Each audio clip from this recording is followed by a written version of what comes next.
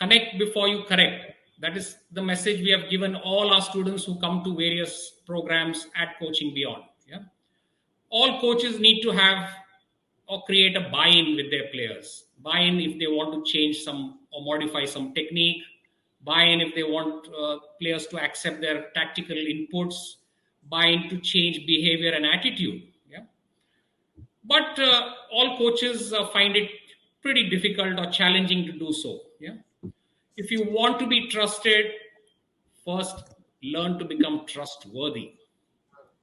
Some of you all might have referred to Adam Grant's latest book, Hidden Potential, which was released on the 26th of October. And he suggests that there are three main pillars to building trust. Yeah? The first one is competence. Do you know your subject? If you don't know your subject, why should players listen to you? The second one is familiarity. Do you know your players well enough? Do you know them as individuals? Do you know them as cricketers?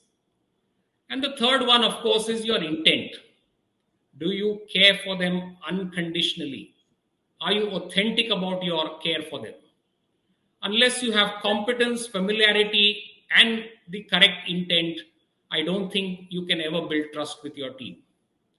To that, I might add a fourth one, consistency. Are you consistent in your word and deed? There are many coaches who promise the world and deliver very little. And this can lead to breakdown in whatever trust that might have been built up. Trust is a funny thing. It takes a long time to build. So coaches will be well advised not to rush it too much. Yeah, let it happen organically. So let's get into some question answers. Shri, I've seen you from many years working with young kids in Hyderabad, thereafter at the NCA, and finally with the Indian team. You have this amazing ability to build trust with athletes of various age groups, different capabilities. So, what is the secret formula that you probably use to build that trust? It's a good question, Dog. I think the core of building trust with a player is a coach's competence and also the ability of a coach to connect with a player, like you rightly mentioned. I mean, small things like including the player in the opinion and considering their opinions and taking their inputs in terms of planning. Being well prepared as a coach is something that you have to do to develop trust with the player and further on. So basically, like you rightly said, trust takes a long time to build and a very short time to break. But we can through our act and through our day-to-day work, we can reduce that time considerably. So as a coach, what you do to reduce the time taken to build the trust? Obviously, showing care, showing competence, and also being credible with the kind of information we give. That if we do in our day-to-day coaching sessions, I think the time taken to build trust will be reduced by large, and very quickly you can get into an area or a space with the player wherein the communication is easy and you can say anything you want without breaking the confidence of the player. At the same time, the player looks up to you whenever he or she needs guidance. Shri, any hacks that you use to build a little bit of emotional or psychological safety in your athletes whom you coach? That should be very important to build trust, isn't it?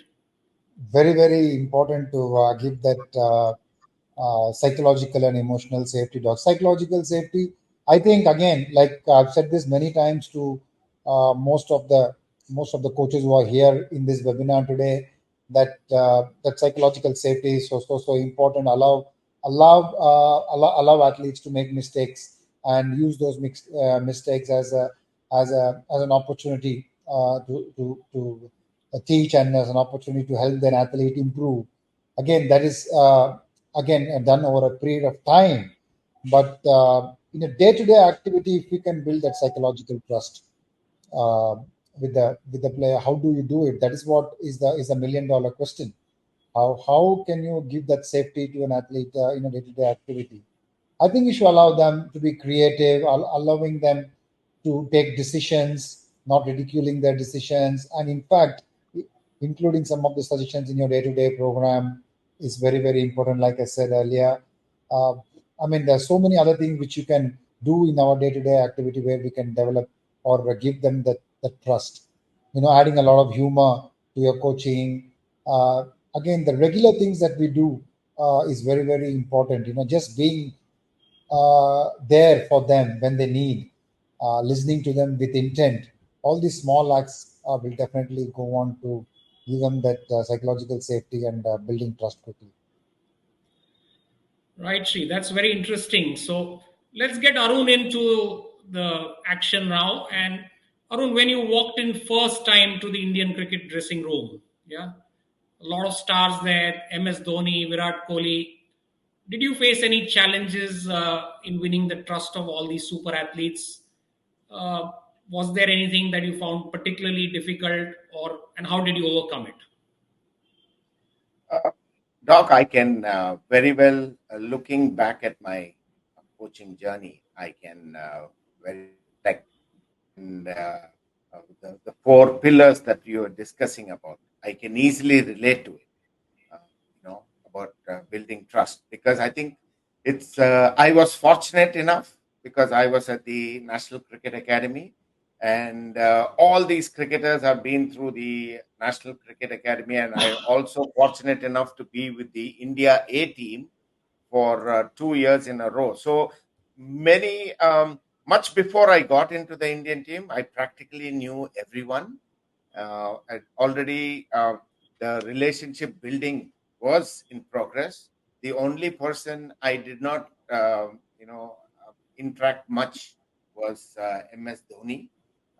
So I thought uh, one thing is when we discussed about building trust, and when we show intent, when you show intent that you're an absolute team man and you're working towards the improvement of players, irrespective whether you do it or not, does not matter. But the intent to show that you are a team man and you would do anything for the players for them to get better, you do anything to you go all out to bring something to the table where the players start getting better. When they see it, I think it is something which is very, very obvious, which top cricketers would easily understand your body language, your demeanor, and your intent. If it is good, you automatically start building trust. Yes, it does take time. You don't straight away, try to win them over. Rather, you focus on your work and work for excellence, and I think trust automatically builds up. That's not nicely put, Arun. So basically, for a team to succeed, you need four levels of trust. First of all, the players have to trust the coach. Secondly, the coach has to trust the abilities of the players. Thirdly, the players have to trust each other. And lastly, but not the least, the players have to trust themselves. But there's one more element to trust that I'd like to ask Arun a question about: trusting your colleagues in your support staff. Arun, what was the challenge for you in building rapport and trust with Duncan Fletcher, a very renowned coach, great success with the England team, and you walked into the dressing room and you had to report to Duncan Fletcher? How was the response, and how did you bond with each other? Again, I would say I was really fortunate because most of the support staff I had to work with in the Indian team, I had already worked. Sridhar and I were at the NCA, we were working together. I knew Ravi Shastri for the last 40 years. So that's been a long time. We've been mates, we've been good friends. We have interacted at the academy. So Ravi Shastri being there was a big help. I knew Sanjay Bangar too. So obviously, the entire support staff was somebody who I had already known. I had already built a relationship with. I worked with them, so that made my job easier. As far as Duncan Fletcher goes, I think we sincerely focused on the work on hand, and when I think it is important when you're working with a head coach, don't ever try to take a lot of importance. Rather, try to understand what the head coach requires and work tirelessly towards that. That way, the head coach also you he's obviously looking at what you're doing, and obviously looking at the way you're interacting with players and things like that. When he completely knows that yes, your intent is very good, uh, the trust automatically builds up. I was fortunate enough, not only knowing my colleagues, but when I did work with Duncan Fletcher, I think it took me a couple of months, but beyond that, I thought somehow I feel I have the ability to win the trust of people who I work with. Right, fantastic. So, moving on to another sphere on trust itself. Uh, about 30 years ago, when Frank Tyson used to come to Mumbai, he used to always tell me that it's the easiest thing to coach Indian kids. They are like sponges. They trust you totally implicitly, and they give you their all. But I don't think that's true for this generation. Sri, the millennial generation has a mind of its own and will not trust you just because of the position you are in as a coach. Are there anything special hacks that you use to get these millennials believing in you and trusting you a little more?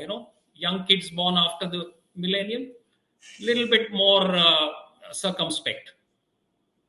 Yeah, Doc. These millennials teach us how to live in the present world. Actually, it's actually the other way around. I think I learn a lot from them rather than me telling them anything about this sport. In fact, their mindset, the way they play this sport, is quite refreshing. And I think to gain the trust of the millennials, obviously one of the most important things I feel is I mean, none of them know anything about my past. All, like we always say, they only what they are interested in is about their future. So that is something which, if we keep focusing on, and we keep our coaching messages very simple, and we try and make it very interactive, and keep it very short, more action, less talking, and being in tune with the current trends, using if possible, social media to connect with them every now and then, sending some reels and stuff like that. So actually, you have to connect, like you said earlier in the episode, connect before you correct. That is the whole point. So you got to find different ways to connect with this millennial generation, because their attention span may not be as much as you would expect, from an athlete who's probably 30, 35 years old. So obviously we'll have to consider that aspect. But I think connecting with these millennials is a lot easier than connecting with probably an athlete from the 90s. But holding on to that connect is the biggest challenge. For that, again, we need to build that trust and use various modern methods to do it. And so in order to do that, I think a coach must constantly keep evolving and trying to understand what the millennials need and how they think. That's very, very important as far as a coach is concerned. Indeed. So we've all agreed that it takes a long time to build trust, but it may take just one indiscreet act by the coach to lose that trust. Yeah. So Arun, are there any pitfalls that a coach must avoid in order to make sure that he doesn't lose his dressing room? It's okay to lose a match, but you can't afford to lose your dressing room. Many coaches lose the dressing room. Uh, I think Sridhar hit Anything? the nail on the head when he said that the kids of today, they are not worried about your past, but they are more worried about their future. So I think your core competence in your subject becomes extremely important, because if you can bring something to the table to get them to improve, I think that is one way of building the trust. And I think in the dressing room, like what you're mentioning, is about the where we always talk of people making mistakes. We learn from our mistakes. You shouldn't be afraid to make mistakes and things like that. To maintain the sanctity of the dressing room, I think it is extremely important that the coach gives an impression that he is with the players. When we fail together. When we win, the players have done it. I think if you're going to be thinking on that, where you do not try to take the importance of winning, rather you say when you fail, you put your self first and say, yes, we have failed, and I am also responsible. And if we could look at ways at which we could get better and discuss it with the boys, I think that is the way forward, rather than pulling them up for bad performances. I would rather look at the other way around and say, why have we done this? Is there anything that we could have done better, or for them to improve, and discussing it with them? That way, I think there's a lot of trust that is being built, and the response from the boys are also much, much better. Yeah, thanks, Arun. Doc- And I had a similar episode, years back when I was mentoring my own club team. I think my own arrogance led to losing my dressing room, and it took a lot of effort on my part to show that my intentions were very genuine, and I wanted to see everyone grow. Yeah, Sri, any particular method that you use in case you feel that you've lost the trust of a particular athlete? How would you regain it? Doc, the most important thing would be, I think, time. Time. I think we'll have to take a little bit of time to reflect. Uh, Most of the times, we lose trust, or there is a breakdown of trust because of ego. So sometimes we as coaches forget to understand that the player could be right too, or where they are coming from. We don't empathize enough to understand that from where they are, things are seen or viewed a little differently, and we stick to the point of view of ours from where we are seeing things, and our coaching ego may come in the way of the communication channel, and there's a breakdown of trust. You said it's okay to lose a match, but never lose the players or the change room. So many coaches I see win games, but they still lose the change room. They still lose the dressing room. So that is also a very common thing, especially in Indian domestic cricket. So I think once there is a breakdown, the fastest way to mend it, I think, let go of the coaching ego a little bit, reflect, accept your mistake, and communicate that to the player. Maybe, like you said in your instance, that you push the players a little too hard to a point of breakdown. So maybe uh, you go and tell that it's a mistake from your end, and also the reason for doing that is because you expect the players to be pushed out, because you expect them to be at that level, because you want it for their good. So that is something you can have that conversation. It's a difficult conversation to have. You have to let go of your ego, but it's a conversation worth having, because that is how you can rebuild the trust. And if there is any mistake from the point of view of the coach, from the side of the coach, if you accept it, it doesn't make you small. In fact, it helps you grow in the view of the athlete. Fantastic. So, Wait, Sri, I Doc, think taking off. Yes, can please. I Yes, add please. to what Please Sridhar add. said? Arun. Yeah, Yeah, please add. I feel when the trust factor, when there's a break in trust, don't be too eager to win it back. Rather, I would want you to focus more on the job and see how you could, bring something to the table. Like Sridhar rightly said, forget your ego, forget, eh, your ego shouldn't come to the fore. Rather, you look at another ways, continue doing your job to make sure that the player, you given everything to the player for him to excel. And I think over a period of time, you will win back the trust. Yeah, that's a brilliant point, Arun. Yeah, sometimes we get over eager and try to rush it. It won't happen. Absolutely. Yeah. At the same time, there are a lot of coaches who have a tendency to praise everything and anything. I think kids are very smart these days. They can recognize fakes. They can recognize which praise was authentic, which was not. So would you say it's very important that you praise appropriately, and there are times when you have to give them feedback which can be constructive feedback, let's put it that way. In the guise of praising, don't distribute pedas. Yeah. That's what I would say. I think when it is absolutely apt and necessary, we praise, because we are very stingy with our praise. but we are magnanimous with our, the negatives that we come out. I would look at it the other way around. Yes, like you always talk about the sandwich method. Use the sandwich method with these youngsters, and I think it works beautifully when you work the sandwich method. Doc, Yeah, tell me, please add. apparently a wrap tastes better than a sandwich nowadays. So Yeah, yeah. Mix it up. Mix it up. Yeah. mix it up.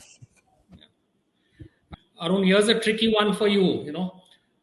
Despite all your efforts, there could be a couple of players in your team who refuse to buy into your ideas, refuse to buy into your philosophy. Yeah.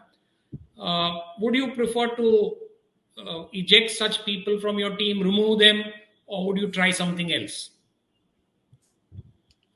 Well, they pose the maximum challenge for a coach. I would say I would look at such players and say they are out to teach me something. And uh, if you really want me to sum it up in one line, the easiest thing is to throw them out. But I think the bigger and biggest challenge for you as a coach is to win them over. I would go for the latter than throwing them out, and I would view such players as bigger challengers and challenging the coach, and also an opportunity for me to get better, come out of my comfort zone and get better. Yeah, that's a brilliant one, Arun. Coming to the last couple of questions, Sri, what do you do to your team? How do you rebuild trust when your team is on a losing streak? There could be times when a string of losses, players seem to be losing confidence in your ability, your competence. Uh, what will be your method to stand out at that time? Phew, I think Arun sir would be in a better position to answer in a question, but I can answer with my recent experience. I think string of losses, obviously, it's not that the players lose trust in the coach, but there is a possibility that the players lose trust in each other as a team, as a unit. So that is something which, as a coach, we need to be guarded against. So players will start losing trust in each other's abilities, and the blame game will start. So it's very important there is enough transparency. Very important that all the decisions we take as a team are collective. It's very important that as a coach, we take inputs from the players, and we help the players. We need the players to buy in to the team's ideas and the team's goals and the team's plans. So it's very imperative that you keep the team together through a lot of team building activities, and through activities which will build trust, not just with the coaching staff and the players, but also amongst the players. Very, very important. Like you said very early in the webinar, players trust is also within the players as well. That is something which can break down very quickly if there is a losing streak. So we have to be guarded against that and take measures to work on that. And if the uh, plans we give, the information we give is correct based on what the team requires, according to the conditions, according to the strengths of the team and the opponents and the weakness of the opponents, I think you will keep the team together through various activities, and players will know very, very, very, very easily. They'll be able to read the pulse of the coach if they are working in the right direction, if their integrity is there, and if you have the players back or not. It's very important that you have the players back during such times.